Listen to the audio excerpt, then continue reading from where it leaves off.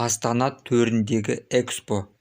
Бірінші тапсырма 106-107 бет. Мәтін бойынша сұрақтарға жауап беріңдер. Экспо 2017 көрмесінің басты тақырыбы не?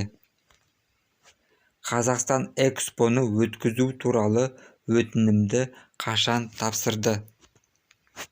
Халықаралық көрмелер бюросының бас хатшысы кім?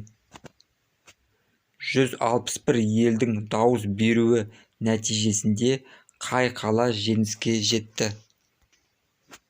Астананың өтінімін неше ел қолдады? Экспо 2017 көрмесінің тақырыбы не себепті болашақтың энергиясы деп аталды? Экспо 2017 көрмесінің өзекті мәселесі не?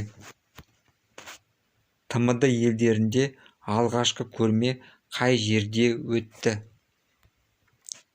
Астанада өткен экспо неше айға созылды?